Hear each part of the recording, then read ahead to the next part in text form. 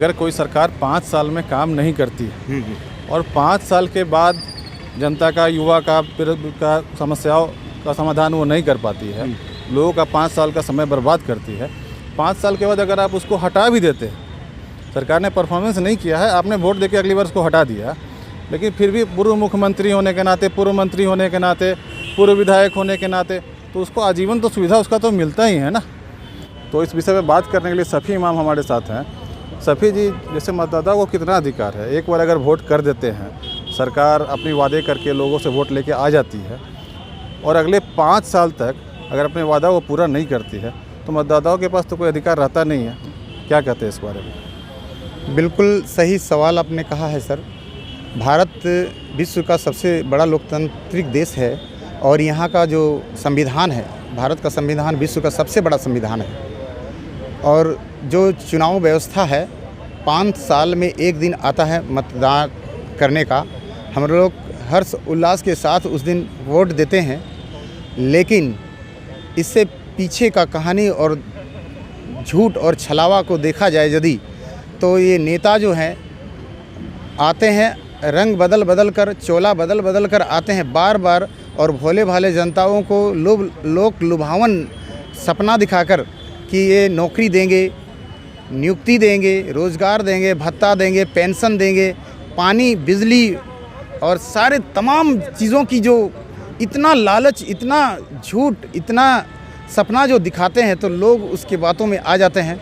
और कहा जाता है इसलिए कि भारत में या देश में जो है, जो जितना ज़्यादा आज के पीरियड में जो जितना ज़्यादा झूठ बोलता है और झूठ बोलकर लोगों के पास जाता है, तो वो बहुत बड़ा नेता, उससे ज़्यादा मतलब बहुत बड़ा वही नेता बन जाता है।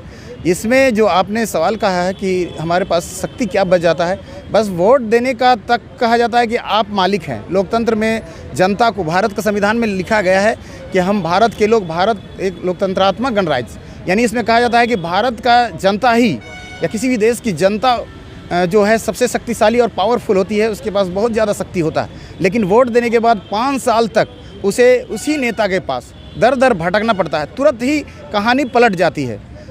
उसे जैसे कि स्टूडेंट का देखा जाए या किसान का देखा जाए, मज़दूर का देखा जाए या आम जनता, त्राहिमाम होते हैं। नेता जो है चुनाव से पहले का मंजर देखा जाए, सोचा जाए तो बहुत ही अलग होता है। वो लोग हाथ जोड़े हुए खड़ा रहते हैं, दरवाजे में पहुंचते हैं और विनती करते हैं कि हमें एक वोट दीजिएगा, इस बार हमें चांस दीजिएगा, हम आपके लिए ये सारा चीज़ें करेंगे। लेकिन वो तुरंत ही चोला बदल लेते हैं, गिरगिट की तरह रंग बदल देते हैं और हमारे जनता के पास जो है सारा शक्ति छीन जाता है। वोट देने के बाद उसको कोई पूछने तक नहीं आता है और वो वही स्थिति बदल जाता है और जनता जो है दर दर भटकने के लिए बाध्य हो जाती है। नहीं, अगर कोई सरकार जैसे विभिन्न अपने एजेंडा को जनता के सामने लाकर या वादों को कर सत्ता में आती है और वो पूरा अगर नहीं करती है, तब तो पब्लिक के सामने यही रहता है उपाय कि वो धरना करे, प्रदर्शन करे, अपने मांगे मनवाए। अगर सरकार नहीं भी मानती है तो कोई उसके पास वो अधिकार नहीं है, तो किस तरह का समस्या का समाधान क्या है? इसका समस्या का समाधान हमारे संविधान में दिया हुआ है, संशोधन किया जा सकता है। इसमें एक संशोधन, इतना सारा संशोधन हो चुका है, लगभग 150 के आसपास संशोधन हो चुका है। तो एक ऐसा संशोधन हो इसमें कि राइट टू रिकॉल का जो है सुशासन का ये बहुत बड़ा हथियार है। अगर कोई नेता, मंत्री, मुख्यमंत्री, प्रधानमंत्री अगर अपने चुनावी वादा को पूरा नहीं करता है तो एक समय निर्धारित हो और उस समय में यदि वो काम को पूरा नहीं करता है तो उसे पद त्याग दिया जाए। यानी राइट टू रिकॉल का अधिकार जनता को मिलना चाहिए और इसका शुरुआत अभी नोटा से हो चुकी है, लेकिन नोटा में अभी शक्ति नहीं दिया गया है। नोटा में वो पावर नहीं है। नोटा में ज़्यादा से ज़्यादा यदि वोट भी दे देते हैं तो भी वो निरस्त नहीं हो पा रहा है।